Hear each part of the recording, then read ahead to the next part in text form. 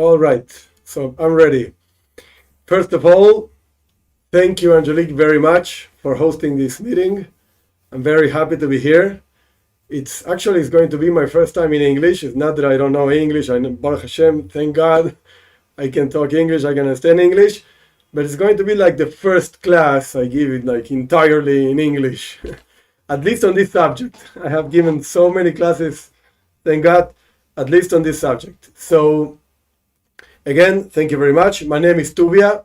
I'm a rabbi in Argentina. I've been 20 years already in a small city in Argentina. It's called La Plata.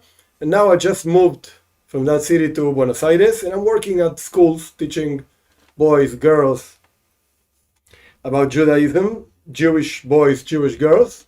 But like around 10 years ago, I started working a lot with a little bit less than 30 years ago, maybe 8 years ago, 7 years ago, whatever. I started working a lot with these ideas of Bnei Noach, of non-Jews that really like and understand and enjoy, appreciate the message that Judaism has for the whole world. This came about like not really looking for it, but just appeared. God puts you in different places and different situations and asks you to do something in his world. So this started because I have a YouTube channel, and I started doing videos actually thinking about Jews, but many non-Jews started asking questions and ideas and etc. etc. So I started answering, and I saw there's a terrible lack of good information about what Judaism actually has to teach for non-Jews. And there's a lot to teach, a lot, believe me. Many people think that it's just like 7 very, very vague and very simple ideas, like don't kill, don't steal. Okay. It's good to, of course, do this, and this is the main idea, the main message, and this is very important, etc. And God loves this. Okay, but it doesn't stop there. It doesn't finish there. If a person could actually really live his life according to what God wants from us, according to like really deep message, there's a lot to learn, there's a lot to do, there's a lot not to do, there's a lot of information. So I'm very happy again to be here to share a few ideas. And of course, this is not a how do you call it in English, monologue. I'm not just talking. I'm open to questions and open to comments. It's okay. That's the real way actually to learn. Because I can talk a lot, but actually many years ago, this happened like almost 20 years ago, I was giving a class to a group of people. It doesn't matter really all the details of the class. Doesn't matter. It was a weird place, a weird situation. I was just giving a class, like 10 older men. So I gave my whole class. I prepared the class and I wrote down the notes, what I wanted to teach. I gave a whole class on how God is one. That was the idea of the class. So God is one. Okay. After the class, I said, okay, maybe somebody has a question about the ideas. Nobody made any comments at all. Okay. And one guy asked me, why did the Holocaust happen? This was his question. So then I realized it like struck me in the head. Oi, what did I just do?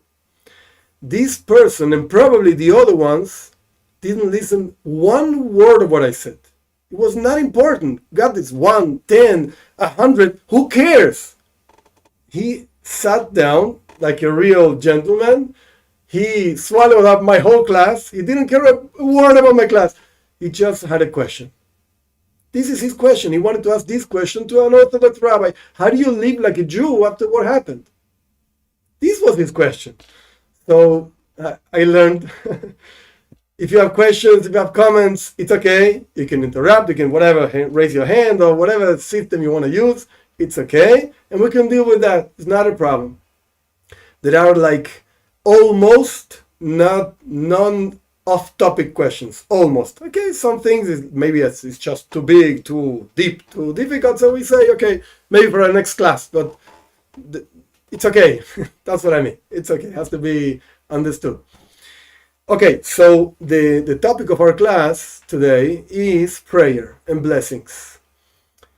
First of all, Judaism is built around one specific event that happened around 3,300 years ago, a little bit more, but whatever. Everything I'm going to teach is based on that. So if we don't understand that, we're not going to understand anything. We're not going to accept anything I can say. So what's that event? That event is called, in Hebrew, is called Matan Torah. It means the giving of the Torah. That means that there was a people, that they were descendants of Abraham, Yitzchak, and Yaakov. And I'm sorry if I don't pronounce the names in English properly, because I have them like in Hebrew and in Spanish. I can also say in Spanish if you want. And in English, I'm not so used to. So Abraham, Yitzchak, and Yaakov, these people were not Jews. There were no Jews in the world. There was not such a thing as Jewish things. It's just descendants of this family. They stood in a mountain and God appeared in front of them. This event is recorded in the Torah itself, in Parshas Yisro, whatever, in the second book of the Torah. And this event it's not just revealing, God revealed himself. It means God transmitted every single message he had for whole humanity. For Jews on one side and for non-Jews on a different side, but whatever. Some messages are common, some are not. In any case, anything that Judaism goes around and teaches and says and doesn't say is based on that event. This is the main thing we have to understand, we have to know. Point number one. Point number two, so okay, after that event, God didn't appear anymore. Don't ask me why, because I don't know, but except for prophets, okay, some prophets, we have some of them recorded, that's fine. But he didn't appear in the same way anymore. Revealed to a whole people in a place, in a big place, whatever, publicly. This didn't happen anymore. Okay. So if that's the case, so how do we connect to him? How do we talk to him? How do we find him? Because he's not appearing to me. At least I'm not a prophet, so he doesn't appear to me. So how do I find him?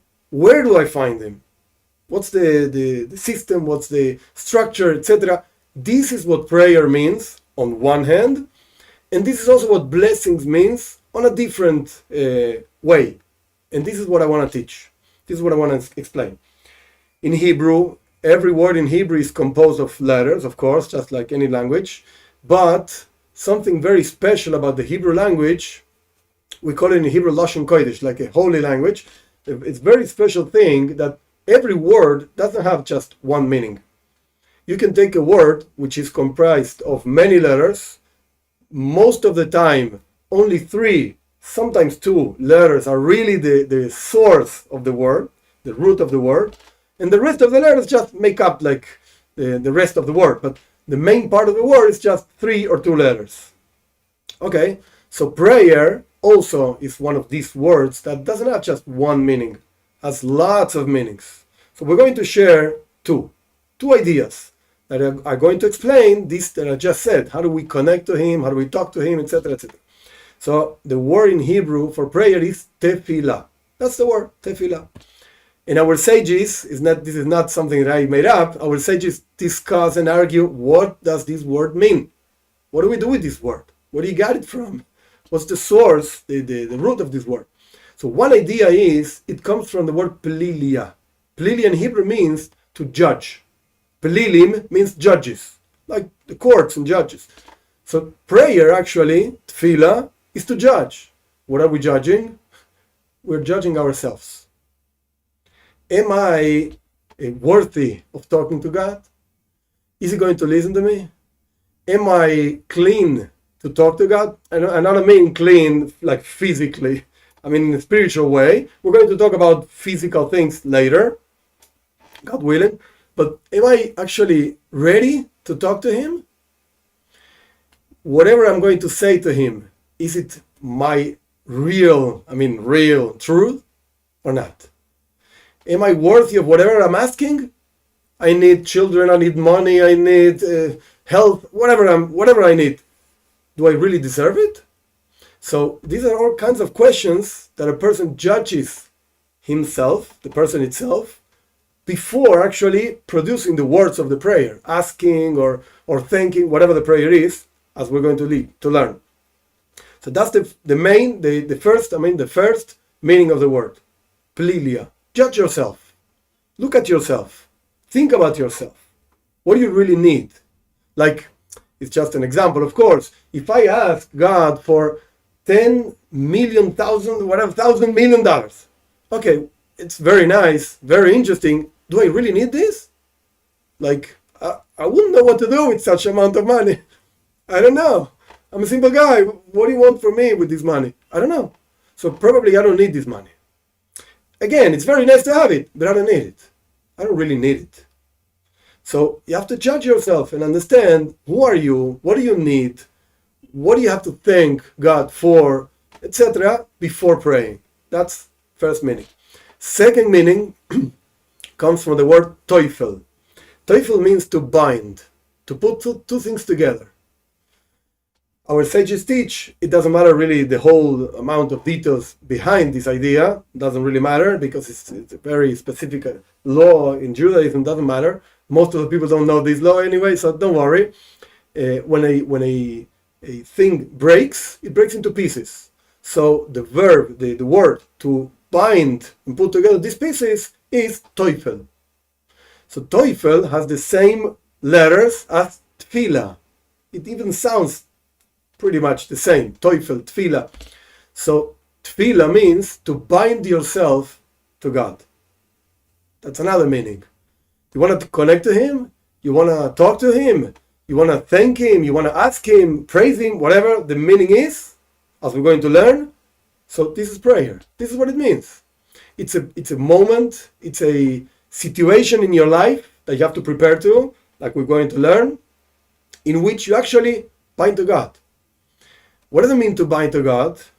Besides the idea of talking to Him, asking Him, whatever, what does that mean?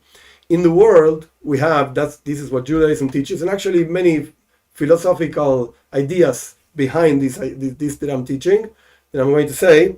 In the world, we have 4 kinds of creations.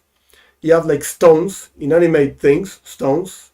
Then you have vegetables, things that actually grow. They don't move from the place, they grow. They have some kind of life, like a plant. Then you have animals. They not only grow, but they also move from here to there, whatever. And then you have human beings. Us. Good. 4 kinds of things. How does each one of these things actually grow? Because the whole idea of Judaism, at least one of the big ideas, is grow. Like yourself. Improve. In many ways. Many, many ways. Improve yourself. How? Reaching to God. This is what I'm explaining, actually. A stone, a mineral, how does it grow?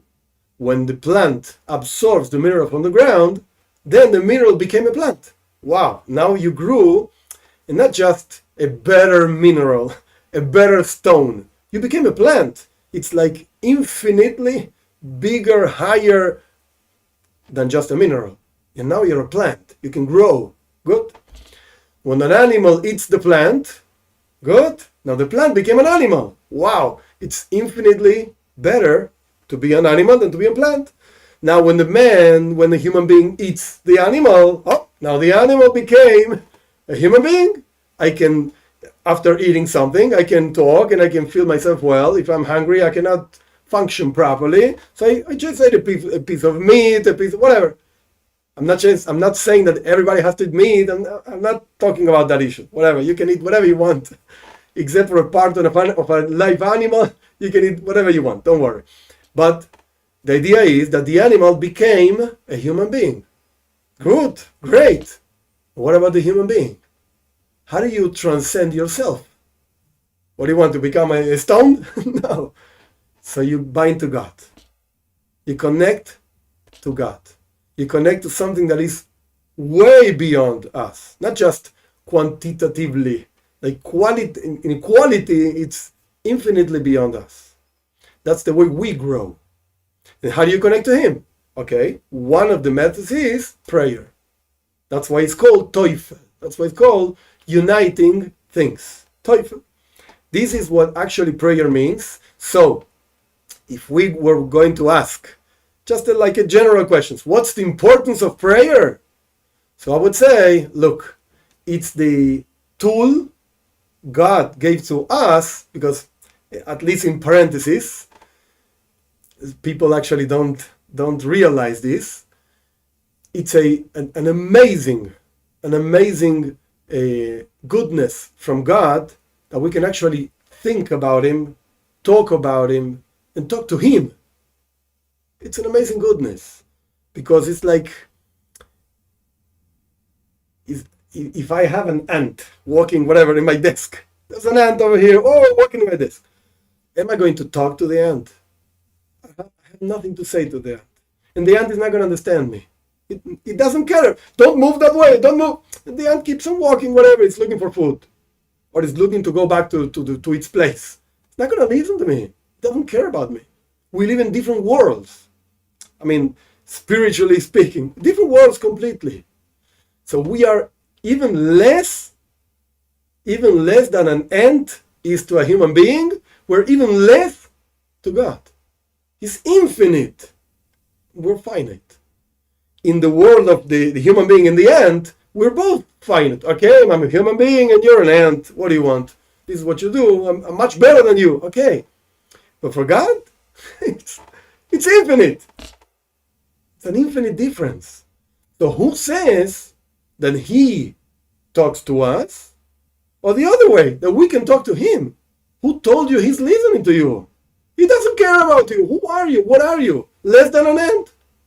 So it's an amazing goodness from God that He taught us, hey, hello, you can talk to me. And you know what? When you talk to me, I'm going to listen. I'm going to listen. Is He going to give us whatever we ask? I want $1 million. Okay, maybe He says, look, either you don't deserve it, you don't need it, or whatever. He knows what He does. We don't know. He knows. Okay. Doesn't this idea of listening, that He listens to us, it doesn't mean that He has to give us, He's forced to give us whatever we want. No. And this is just any person, any regular common human being that has children knows perfectly that children ask for all kinds of things. We want candies, we want money, we want this, that. And parents, father, mother, know perfectly. Sometimes I'm going to say yes, sometimes I'm going to say no. But I ask you and I will say no. Okay, look, maybe you ask weird things. That's why I say no. But if you ask me something I can give you, I'm going to say yes. Or something I judge like a regular, normal adult that I have to give you, I'm going to give it to you. No problem. But if you want 2,000 candies per hour, I'm going to say no. But a candy, it's just a candy. Yeah, but you know what? 2,000 candies in an hour? No. That's not good. It's not good for your teeth. It's not good for your stomach, etc., etc., etc. So, okay, He's not forced. This is just to explain. He's not forced to give us whatever we ask, but He's listening. Imagine, just for a second, again, going back to the example of a parent with children. Imagine if your children cannot talk to you, like there's no open channel. Hello, Father, can I talk to you? No. Can you listen to me? No. Mother, I just came from school and something happened. I don't care. What kind of relationship you have with your children? It's terrible. Terrible parent. I would think, I don't want to be your son. I don't want to be, no. Like, no. What, you just gave birth to me? That's all? I don't like this relationship. So our relationship to God, it's not that way. He is listening to us. Sometimes He answers yes, sometimes He answers no. Okay, just like a regular parent. Father, mother, whatever. But it's an amazing goodness from God that He says to us, this is the tool you have to bind with me, to connect with me, to talk to me. And I enjoy you talking to me. Even though just like children. Sometimes children talk about things that we adults say, okay, no, I don't really care about this, okay. My friend in school said to me, da, da, da, da. Okay, children, but we were parents. Why did you have children for? What did you have children for? To listen to these things and enjoy these things. Enjoy. There's no bigger joy for a father, mother. It's the same thing. Men, women, it's all the same. There's no bigger joy than a son, a daughter, whatever. It's all the same. Calling to you and says, "Tati, I want to talk to you. This happened to me and this happened to me. Oh, this is good." In Hebrew, it says, Baruch Hashem. Thank God. He's talking to me and he looks for me. And when he asks questions, he asks me first. That's the best. That's the best. You did a good job. If this is what happens with your children, you did a good job. And if not, okay, there are ways to fix things. Of course, there are ways to fix things that most of the times, is about fixing yourself, not your child.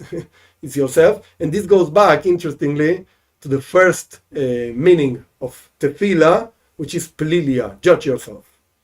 If something is not so good with your relationship with your children or with your spouse, whatever, pelilia, judge yourself before just asking and talking. And what's going on with me?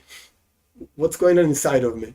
Okay, this is about the importance of prayer. It's the way we transcend ourselves and we connect to something higher than us. And He is waiting for that. God is waiting for this. And He enjoys this. This is our goal in life, basically, to connect to Him. This is one of the methods to connect to Him. If you ask, what are the others? Okay, the observance of the commandments that He gave to us, that's the other way of connecting to Him. But it's a different type of connections. Because you have a connection that a boss gives an order to an employer, and the employer fulfills the order. Okay, it's a connection, of course, but it's like a further connection. It's far away. It's not so close. It's not so close. It's more like from up down. Oh, it's more from up down. Okay, yeah. It's more like a connection of God gives an order and we fulfill. Okay, but it's not like from down up. We want to talk to Him. We want to see Him smile. Whatever that means. Okay, that's prayer. That's the importance of prayer. Now, there are many ideas that our sages give us to have a good prayer. Like there's a way, there's a structure that prayer has. Before entering in the idea of structure, anybody has any questions, any ideas, any comments? Are we fine? Go. Okay. Go. Good. Baruch Hashem. Okay. The one small note before entering the structure. It's very common that people choose or see whatever a book called Sidur. Sidur, it's a prayer book, Jewish prayer book. There are many types of Sidurim. That's the plural way of Sidur. Many types of communities from Ashkenaz and Sfarad, okay, many types of Sidurim. 100% of them are not designed for non-Jews. Are the other way, are designed for Jews. If a person reads just the regular parts of any part of this book, talks all the time about the Jewish people, and God said this to the Jewish people and said that to the Jewish people, and do this for the Jewish people and do that for the Jewish people. So a non-Jew picks up the Siddur, picks up the book and says, where am I in this book? When does it talk about me? The answer is, it doesn't talk about you. It's not designed for that. That means it's a bad book? No, it's a book designed for something else. It's like if I would go to university and want to learn medicine, and I pick up an engineering book and start reading the engineering book, and it talks about mathematics and this and that. I wanted to learn about medicine. I wanted to learn about the brain and the cells and the blah, blah, blah. I don't see the brain and the cells over here. So, right, you picked up the wrong book. You have to pick up the right book. Now, there are no, as far as I know, there are no Sidurim, at least from the ancient times, designed for non-Jews. And there's a very simple reason why there are no books designed. Now, in the few, let's say 10 years, in the last 10 years, there were some Sidurim designed for non-Jews. Okay, we're going to talk about this. It's okay. Those books are okay, are fine. But the ancient ones, there are no Sidurim for non-Jews. And the reason, again, very simple. Jewish people, as probably most of you know, Jewish people were persecuted for so long, and we had a very difficult life as a people, as a group, very difficult life.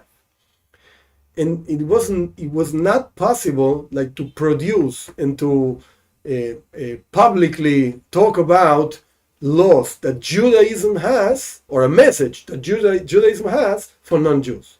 It was impossible. It was like death, sure death, sure penalty, death penalty, for sure. For many reasons, but whatever. We're not judging now if it's okay or not okay, but that's the reality of the story. So Jews kept the ideas for themselves. Because you know what? It's better you close yourself, just talk about it in your circles, and sometime it's going to come a time that we can talk about this. Now is a good time for talking about this. It's okay, good. But in the ancient times, no. So when the sages, when big rabbis wrote Sidurim, they were not thinking about non-Jews. Forget it. No way. They're going to kill us. So don't talk about them. Now, that's the reason why most of the books of the Sidurim going around in any Judaica are not for non-Jews. They're not for non-Jews. So there are very few. I would not. The proper word is not Sidur. That's not the proper word. But just let's use this word like a prayer book. Let's use this idea to make it simple. Otherwise, I would have to explain all the time the same thing. So forget it. There are a few prayer books for non-Jews. There are a few, and most of them go around basically the same thing what we just spoke. Like connect to God. That's the idea. And there are a few ideas that I would like to share. I wrote down myself a few ideas that are important to understand beyond the words that we're going to talk about this also later. The words that a person can say. A few ideas. First idea, the reality of creation, whatever. The truth is that most, not all of them, but most of non-Jews come from a Christian world. Most of them. Not all of them, but most of them. And one of the ideas that they put into the head of people is you cannot talk to God.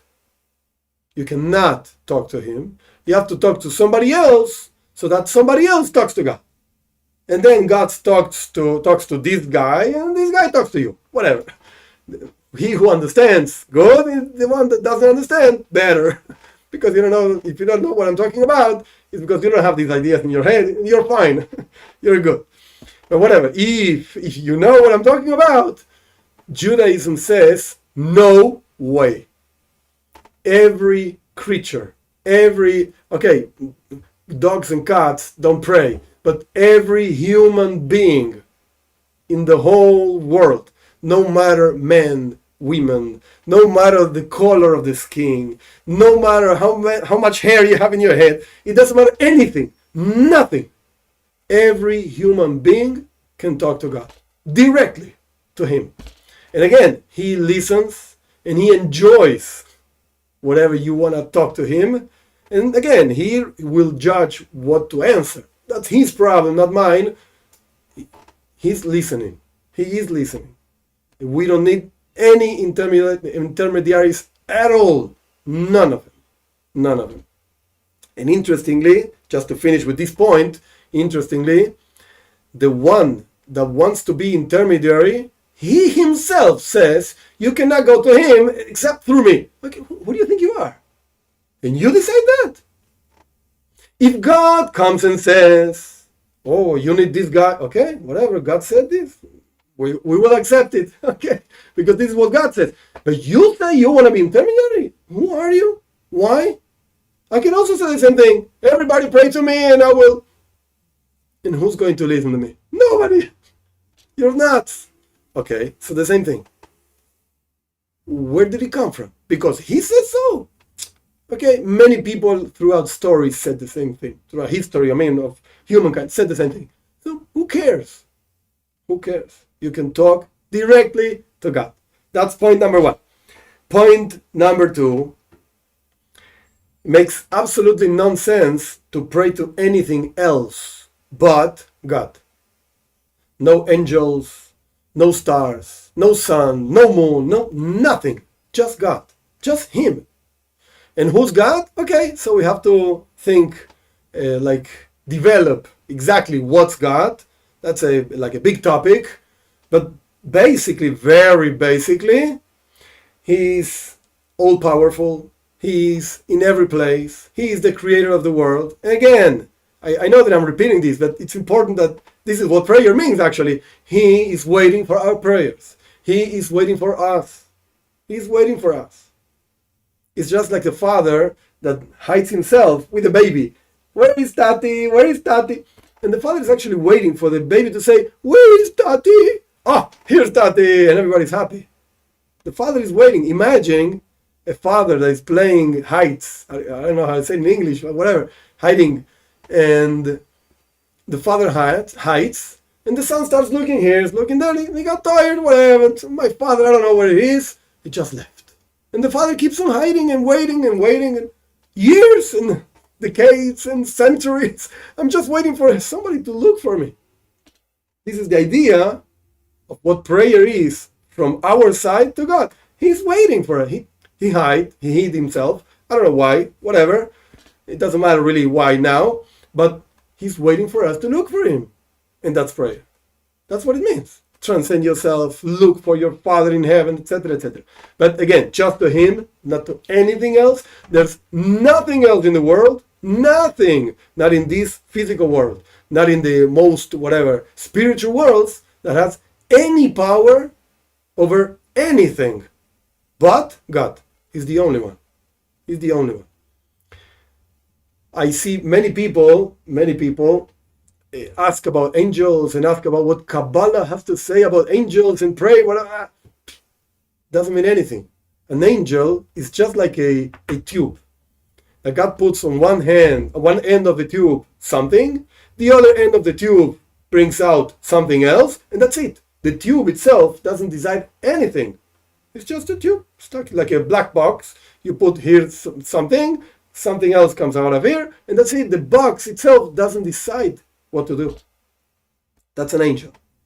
So what are you going to do? To pray to a box? To a black box? To a tube? Doesn't make any sense. The tube is not going to give you anything else or anything less than what God decides you have to get. That's about prayer. Only and only to God. Nothing else. Now, when should we actually pray? There are many opinions throughout the Jewish writings, sages, when it's in Hebrew it's called mitzvah. Mitzvah means a commandment. What's the commandment itself to pray? When, how, etc. There are many arguments around this. Basically, it comes out to two ideas. Idea number one, every day, with no set time, every day. Every day you should pray. What should you pray? Okay, we're going to talk in a minute, but the idea is just to connect. So you can say anything. Hey God, I'm here. Thank you. That's it. That's prayer. And nobody can say, you're not praying because you didn't read 200 pages in this book. You're not praying. Really? I'm praying. I can assure you, you're praying. And you're connecting to God. Okay. So again, two ideas, every day. And for sure, any time you need. even 200 times a day. It doesn't matter. You need something, you pray. Anything. I don't know where my underwear is. God, help me look for my underwear. Okay, oh, I found it. Thank you, God. I found it. That means prayer. That's prayer. And that's the mitzvah. That's a commandment that God said. Whenever you need something, hey, look for me. Not to me, of course. Look for God. Pray to me. And again, he's going to decide whether he helps you or how he helps you. That's not my thing. That's his thing. But in any case, those are the two main ideas of when. At least once every day, with no set times. Jews pray 3 times a day, in the morning, in the afternoon, in the night, and there are many rules of those times. What means morning, what means in the afternoon, what means night. Okay, so many details that do not apply to Bnei Noach. It does not mean that you cannot pray 3,000 times a day. Yeah, you can do that, no problem. And again, any moment that you actually remember him and you ask him something, or you thank him for something, or you just praise him, God, you're so great, that means prayer. And you can do this any amount of times you want throughout the day, the night, and whatever time you want, whatever, in any situation, in any place you want. Now, let's go to the place itself and to the getting ready in your own body about prayer. The place where you pray, it should be a clean place. What does it mean, a clean place? Like, first of all, this is the best way. It's not the only way. It's the best. You should set up a place in your house when you feel comfortable, when you say, this is a nice place, and I will always pray over here. This is my praying place. It does not mean that you have to light candles and you have to put out the light and make it. No. Nothing of that. If you actually feel that you connect more, I don't know, it's weird. The truth is that it's weird. Is it prohibited? No, I cannot say that, but it's weird. Like, imagine you invite a friend to your house, and your friend says, like, there's a corner in your house, and you have like a dim light and some candles over here. Excuse me, what do you do over here? I pray to God over here. Okay. I don't know. It sounds weird. Okay? It sounds weird. There's no need for that. But it's better to have a place where the place is like neat, nice. Now, a few like this, even though it sounds weird, but bear with me. You'll understand it. Don't worry. In the Jewish law, when it talks about a clean place, besides the idea of having a fixed place, when it talks about a clean place, it means, like, for instance, people have dogs in their houses. People have cats. Actually, cats work like different because cats have a place. You put some stones over there, and then they do all the things in the stones. Those are the nature of cats. That's the way it is. But sometimes it could happen that the cat makes his needs, whatever, in any place in the house. So if you have these things around when you're praying, what you're doing is wrong. No, there's not a clean place. Or the dog, whatever, is not feeling well and he left the whole thing over there and you're praying over there. No, that's not the right place to pray. No, clean the place and then you pray. There should be no bad smells, no dirt. Dirt doesn't mean cats and dogs and this kind of dirt. That's what I mean. Hope is understandable. Why? Because, again, you're transcending yourself, you're connecting to God, you're becoming a better person, you're judging yourself, and there's the bad smell, really bad smell. You cannot concentrate. You're thinking more about the bad smell than God, actually. So it has to be a clean place. Now, the same thing applies to the body. You have to have a clean body. What does that mean? Before prayer, go to the bathroom, toilet, whatever you call it, and check yourself. Whether you actually need to do your needs, do whatever you have to do, and then you can go pray. It doesn't mean that you have to take a bath before praying. It doesn't mean that it has to be at 7 in the morning or no. Just be clean, whatever. Anybody can, any normal and regular adult knows, oh, I need to use the bathroom. Okay, I'll go to the bathroom and then we continue talking. It's normal, it's okay, no problem. But do that before prayer. Not that you start praying and you're like, I just 1 minute more and I want to finish these words and no. That's not the way a person would actually present himself before a king or a queen, whatever. It's the same thing. You would actually prepare yourself. You would have like nice clothes. It doesn't have like to be like a party clothes that you go to the wedding of your daughter. And no. It doesn't mean that. Regular clothes, whatever, but clean. Because you're presenting yourself like a servant before your king. So you present yourself properly, clean in your body, etc. One more detail about these ideas: the clothes, they have to cover the most intimate parts of your body. Sometimes happens, like a person leaves Ecuador, for instance, like there's very hot days, 40 degrees Celsius, and in the shadow, whatever, and you go around free of clothes. It's okay, you can do whatever you want, or you go to the beach in California, whatever, and it's summer and it's very hot. Okay, but don't pray like that. Do whatever you want in the beach, is okay, but don't pray like that. You would not go to a meeting with a king in those clothes. You wouldn't do that. So, the regular, most basic idea of how your clothes should look like is you're presenting yourself before a very important person, like a job interview. Would you go with your bikini to the job interview? No, probably not. It's not the proper way to do it. No, you go dressed, whatever, like a regular person. Okay, that's about clothes. All of this goes around concentration. Concentrate yourself. Again, you're presenting yourself in front of the King of all kings, the Holy One, etc., etc. That's about prayer. Now, what to say? What's the main component of the prayer? The prayer book for Jews has many ideas and a big structure and different parts of structure, but basically the structure is divided in the following way.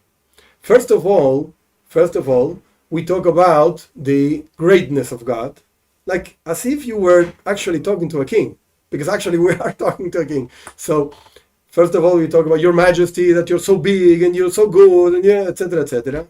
And then you ask whatever you want to ask, and then you thank you for this and for life and for etc., etc.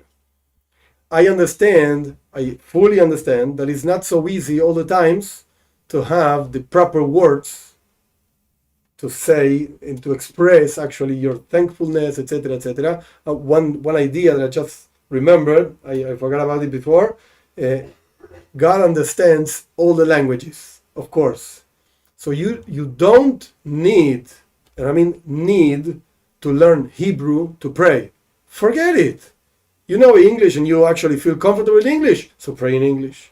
You know Spanish, so pray in Spanish.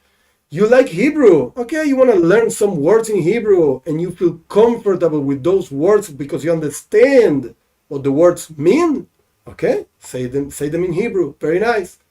But it's not obligatory, it's not mandatory to say it in Hebrew. No way.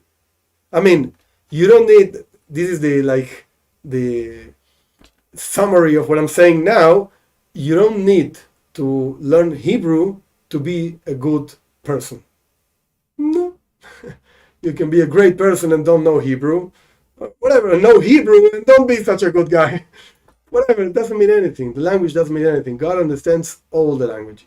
Even if you mix them up, it doesn't matter. Yeah, it's okay. It's okay. So you can say some parts in Hebrew and some parts in your language, whatever. It doesn't really matter. It doesn't matter at all. At all. Okay. So what words to use? Again, we go back to what I said before. There are no books, at least ancient books, for non-Jews. There are no books like that. In the last 10 years, some books came up. The one that I would recommend, highly recommend, it's a book by the Aleph Institute, Ani Institute in Eretz Israel, by Dr. Schulman. He has a prayer book. That's a good one for non-Jews. Has selections of psalms, has some parts of some prayers that are actually also in the Jewish prayer book, has some prayers like, I don't know if it's the proper expression, but don't misunderstand, like are made up, like are created for non-Jews, that are good, that are okay. I also actually made an app. It's called Bnei Noach, with the J at the end, because it's for Spanish speaking, but it's also in English. There's a prayer book also over there. It's pretty much like what the Ani Institute just spoke about. It's pretty much like that. Has a few changes here and there, a few additions, a few subtractions, whatever, here and there. And those are the ideas and words that I would recommend. But, just like I said before, there's no set structure for non-Jews in prayer. So, having said that, the main, and I mean really, really underlined and very big words, the main text for prayer is Tehillim, Psalms. That's the top. Actually, King David HaMelech, is called in Hebrew Ne'im Zemiris Israel. He's like the beautiful singer of Israel. What does that mean? He went. Now it's not the time for the history class, but he went through so many difficulties, so many persecutions, even by his own children persecuted him and wanted to kill him. And he expresses himself to God, asking for help, asking for all kinds of things, save me from my enemies. And it's amazing.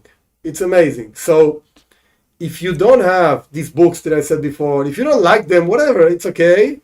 Take the Psalms. For sure you're going to be fine. There's no way anything you say from a Psalm is going to be wrong. No way. So you have 100% correctness, so to speak. If you select the few or whatever, if you want to say the whole Psalm, so you can say it also, or whatever, you select the ones that most reach you, touch you. This guy likes this one, this girl likes that one. Okay, they're all okay. You choose whatever you want and you pray. 145 is a famous one. It appears in the Siddur also, in the Jewish prayer book. 130, 23, I don't know, some numbers that now came to my mind. But whatever, all the Psalms are okay. There is one small note I would like to make, but this is my own idea. That you can take it or leave it, whatever. There are lists. If you search the internet, you're going to find lists for what thing you should say, which psalm.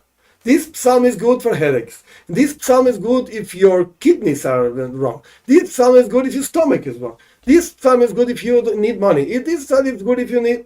Okay. There are such lists. In my humble opinion, forget it. Don't use it. Just choose the psalm you feel more like... more in touch with. More like, this is this... He was talking about me when he wrote this. Okay, probably yes. Probably yes. Of course, David HaMelech, King David, didn't know you and didn't know me. Of course. But if you feel that this text talks about you, that's your text. Actually, in the Jewish prayer, this part is not really like necessarily related to Bnei Noach. But the idea, it's powerful. The idea is powerful. In prayer, we say every day, it's called a Mishnah. Doesn't matter now what Mishnah is, it's called a Mishnah. And we ask, Mishnah is like a teaching, a very ancient teaching, year 200 in Common Era, around. And this teaching says, in Hebrew, we ask God, give us our portion in your Torah. I want to know which one is my portion, which actually has so many meanings. So we're not going to get into the whole deepness of these words, but the idea what I want to convey is there are parts of Torah that we resonate with. We read them, and sometimes it happened to me many times, mostly in the last years. When you get older, you start feeling different things. That there's a public reading of the Torah in the synagogue, and many times in different places of the Torah, I started crying, but because it just, you become overwhelmed with some emotion and you start crying. And the people knew already in my synagogue, okay, if the rabbi starts crying, just wait a little bit until he comes down and he's going to continue. Don't worry. It's okay. It's not a problem. Nobody passed away, nothing wrong. It just got, with emotions, whatever.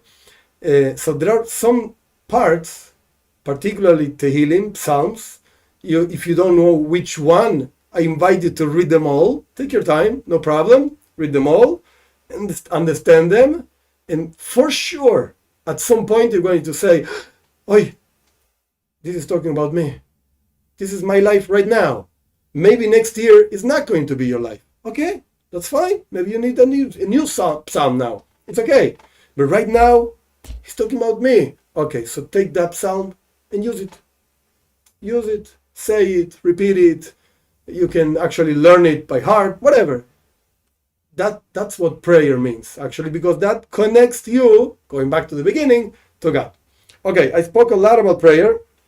I didn't say anything about blessings. First, a small note about blessings, what they mean. There's only one blessing, actually two blessings, but in the Torah itself, the Torah commands at least only one blessing. There are a few actually, now that I think, but as a commandment, there is only one. That is the blessing after eating a meal, actually bread, after eating bread. It's the only one that appears in the Torah. And from there, our sages learn to all the other blessings in many different ways. But the main idea of a blessing, this is the Hasidic idea. You're not going to find it in any book. In all the books, regular books about blessings, you're not going to find this idea. But the main idea of a blessing, at least from a Hasidic perspective, is reveal God in your life, in your world. Because suppose you have a piece of food, whatever, you have food in front of you, and you want to eat, and it's okay to eat that food, no problem. In the moment that you actually, before eating the food, you thank God for that food, and you pronounce the proper blessing, the text of the blessing itself, as I'm going to explain in a minute, the text of the blessing itself, what it's saying is, God, you are the one that actually created this food, and I thank you that you're giving me permission to eat your food, actually, because the whole world belongs to you, and I'm taking actually benefit from your world, so thank you. I recognize this. At the moment that you actually recognize this, you reveal God in many ways. The main way is in your life, because you yourself become more conscious of God's presence all over the place. All over the place. Even in this piece of food that I'm going to eat now, God is there.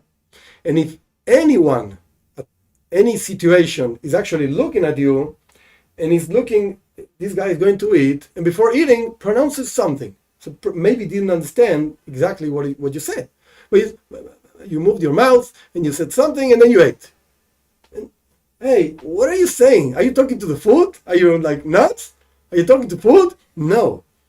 I'm talking to God, to thank Him for this food. So that means, in very simple terms, you are revealing God in the world. That's what it means. In yourself and in the world. Okay. There are many types of blessings, many different kinds of blessings. Basically, they divide into three types of blessings. The first one is called blessings for commandments, mitzvot. That this doesn't apply to Bnei Noach, because there are no commandments that Ben Noach, Bat Noach, men, women is the same, has to do actually. So there are no blessings for commandments in the case of Bnei Noach. But the other two types apply and fully apply. The first one is called Birchos Hanoe, means when you want to take benefit from the world, like eating something. There are whole kinds of blessings about food, about eating different kinds of food, have different kinds of blessings. And then there are blessings that are called Birchos Hoidah. Hoidah means thankfulness. That, for instance, we see a thunder, so you have to make a blessing. Why? Because God is creating. This is part of the structure through which God created the world. So there are many kinds of blessings that basically divide into these two types that apply to Bnei Noach. This from the three types, actually two types apply to Bnei Noach. One is thanking for the food, and the other one thanking for actually the world, like when a miracle happens or whatever. Okay, what about the food? What's the text of the blessing on the food? So we say in Hebrew, we say, Baruch atah Hashem, blessed are you, because God is the source of all blessings. So He is blessed and He gives us from His blessing to us. Baruch Hashem, Elokeinu melech ha'olam, our God, King of the world. And then you say whatever the food is. For instance, if it's a fruit, let's say an apple, and then you say, Boire prio eitz, that God creates the fruit of the trees, or that God creates the fruit of ground, or God creates the fruit of vine. I don't know exactly what the word is, grapes or whatever. When you drink wine, there are certain products that our sages say this is like more important, like wine and bread, have their own separate blessing. I think it makes no sense that I repeat all the blessings now, because anyway, you're not going to remember them, so you have to have them written down, of course. And in these prayer books that I spoke before, they have all the blessings. They have them pretty much separated and explained each one, when to apply each one. Except for those two foods, wine and bread, usually blessings are for fruits of trees, fruits of ground, or anything else. Anything else means like cheese. Cheese doesn't grow from a tree, and not from the ground. So there's a specific blessing for cheese, or for water, or for Coke, whatever. Different kinds of things that don't grow from trees and ground. Those are the blessings basically for food. And this is the blessing before eating. And then there's a blessing after eating. But the main, this is actually what the Talmud says, is interesting. There are two verses that actually contradict themselves. There are few answers about this contradiction. I'm going to explain in a minute. There are a few answers to this. But the main one that has to do with what we're learning now, the main answer is like this. The two verses are like this, and then the question is like this, and the answer is like this. Okay, what are the two verses? One says, Lashem ha'aretz umloya. To God belongs the earth and whatever fills the earth. And the other verse says, Heavens are for God, and the earth He gave to human beings. So wait a second. Either the earth belongs to God, or the earth belongs to human beings. Make up your mind. So the answer is, one verse is talking before saying a blessing to have benefit, and the other one is talking about after a blessing. So actually the whole world belongs to God, everything. But if you say a blessing, so God says, I give you permission to take benefit from my world. It's okay. Why? Because the whole reason why God created the whole world is because He wants to be revealed. There are a few answers, but whatever. He wants to be revealed in this world. And one of the tools we have to reveal, as I just explained, to reveal His presence in this world is through a blessing. So if you're going to say if you're not going to say a blessing, hey, the world is mine, says God. The world is mine. Who are you? Did you create this? No. Did you partake in the creation of this? No. So you cannot take it. It's not yours. You're stealing. Now, if you are going to fulfill the reason why, says God, of course, not me too, if you're going to fulfill the reason why I created the world, then I'm going to give you permission to actually use my world for the proper benefit, for the proper purpose, of revealing myself, revealing me, says God. So that's why through the blessing we actually ask God for permission to take benefit from his world, and he says yes. Why does he say yes? Because that's the reason why he created it, for us to reveal him. Yeah. I don't know if there are questions, comments.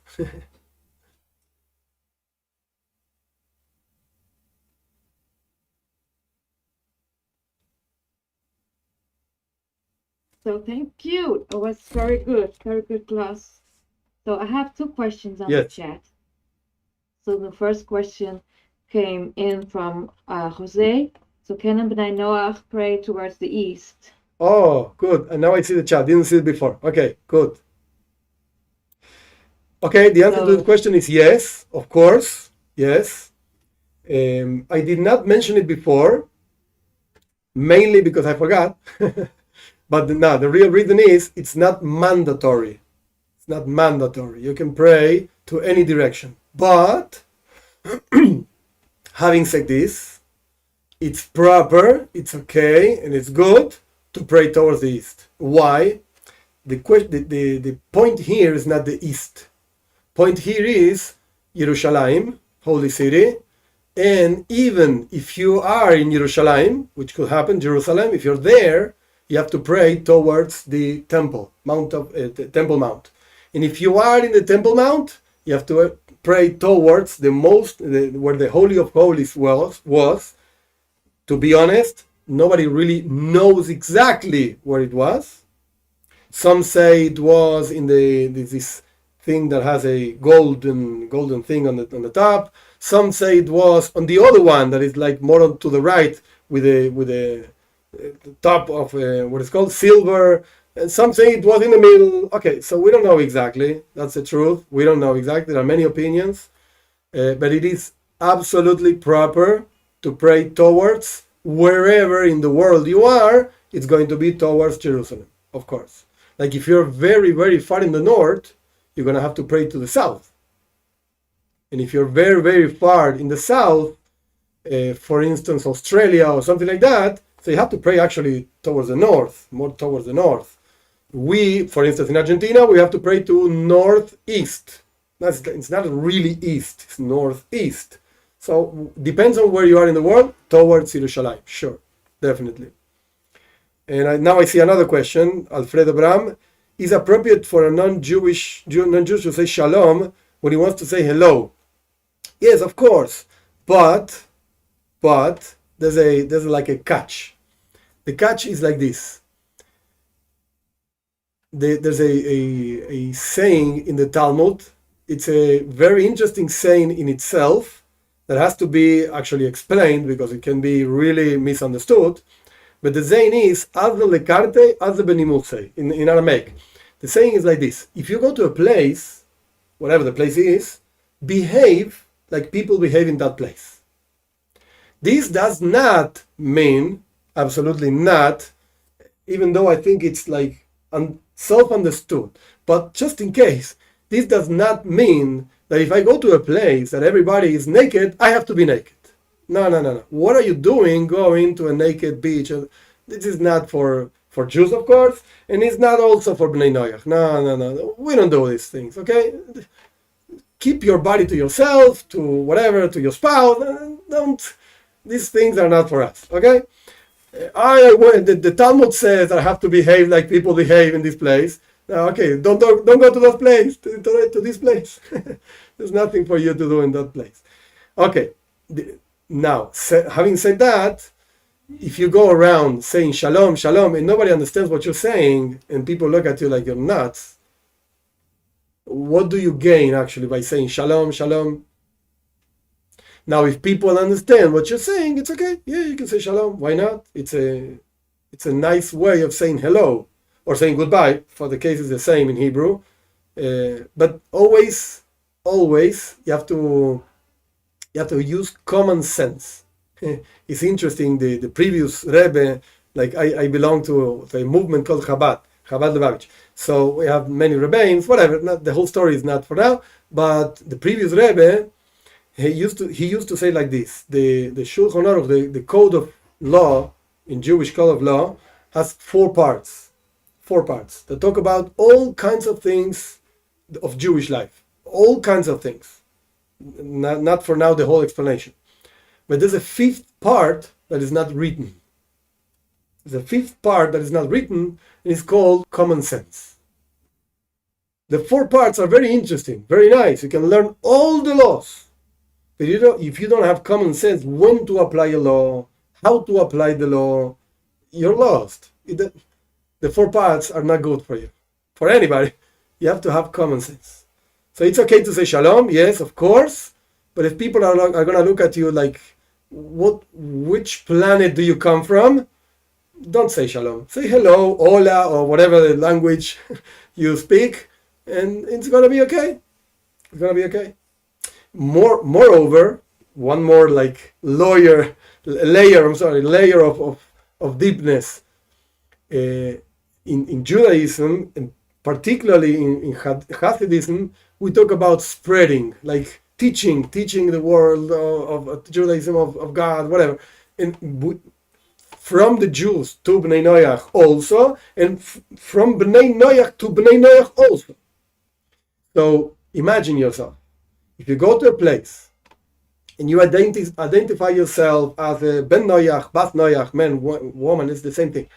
And then you like behave weird, like shalom, and you just like look like a weird person. People are going to say, this story of Bnei Noach, I don't like it. You start becoming a Bnei Noach, and then you start saying weird words from a weird language. Nobody understands what you're saying, and you move weird, and you look weird, and you suddenly praying all the time. And I don't know what this is. I don't like this. Not for me. So you have to be careful when to say something, how to say something. Like this is a group right now. It's a group of people that are interested in the message of Judaism to the whole world, and they know what shalom means. So I can say shalom, and people are gonna say, I'm not gonna say, what is this guy saying? People are gonna understand, yeah, this is a proper way to say hello. But always pay attention to common sense, to context. But the answer would be like, yes, you can say shalom. Yeah. Something, Rabbi, if I may. So I was 2 weeks ago was in shul in Jerusalem with Rabbi and friend Tenny Burton. Yes, and he took me there.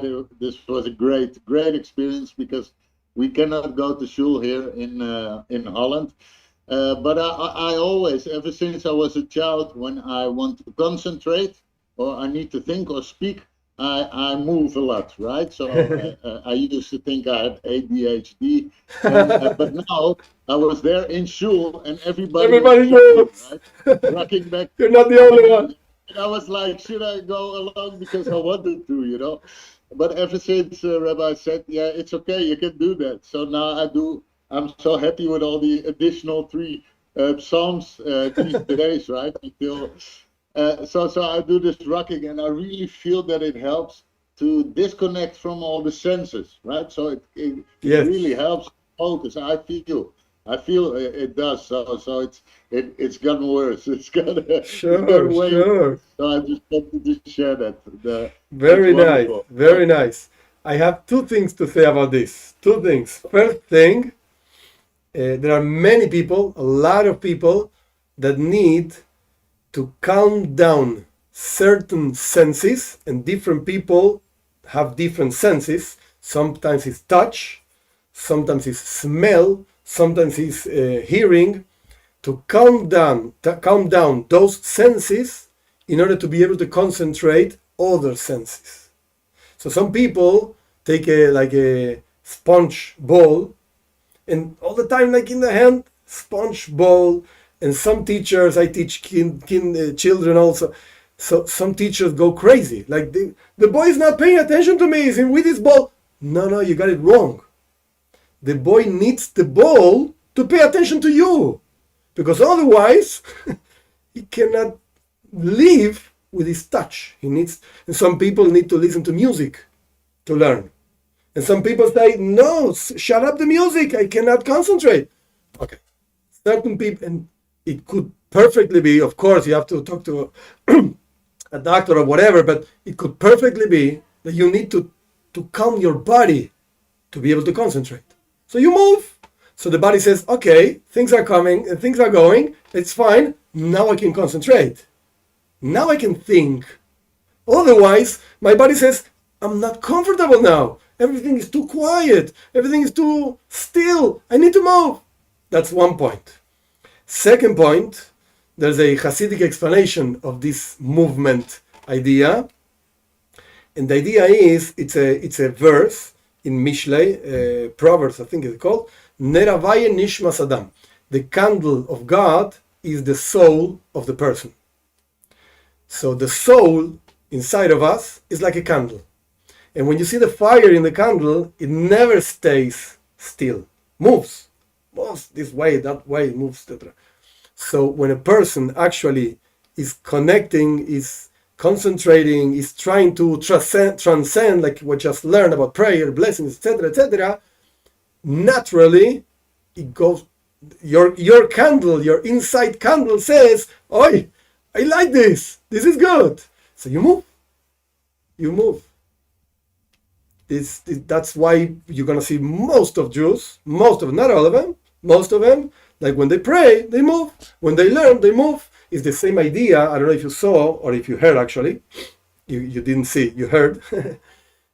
When people learn, when Jews learn the Talmud or some certain parts of the Torah, there's like a song, there's like a melody through learning.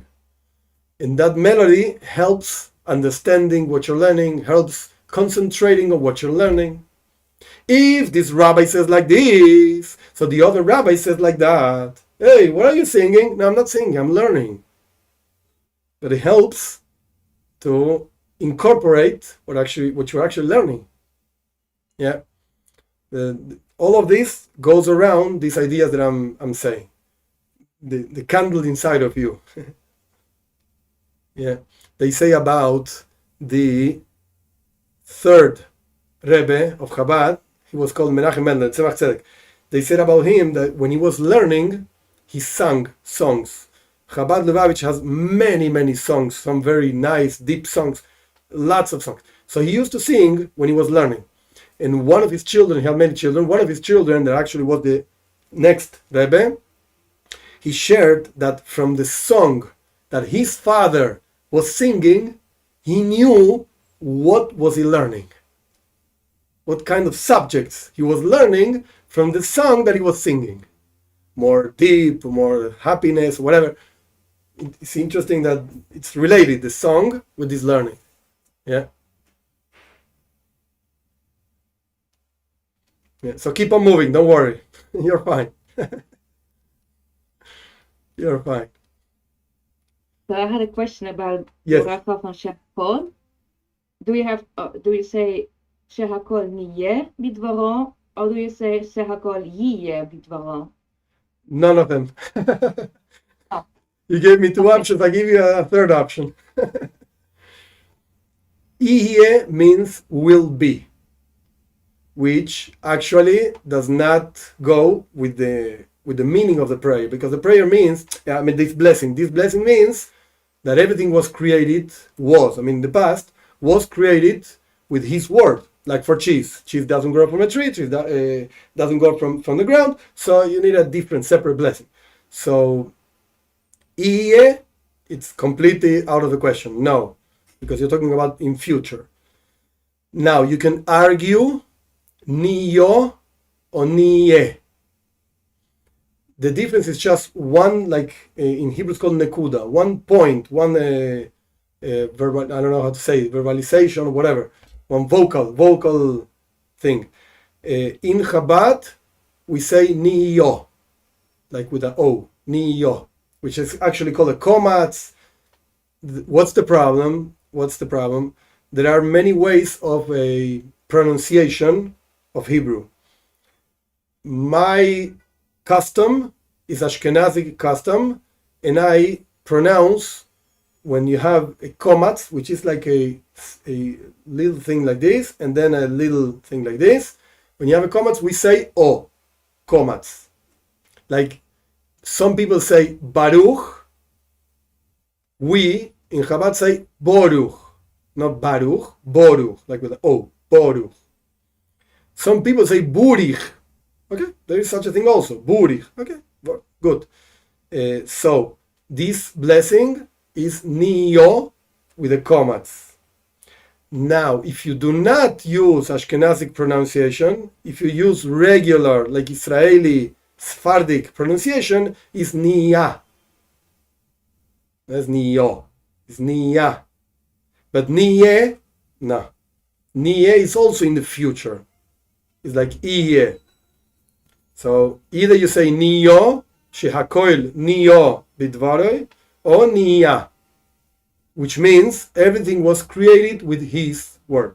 That's what it means. Thank you. Okay, guys.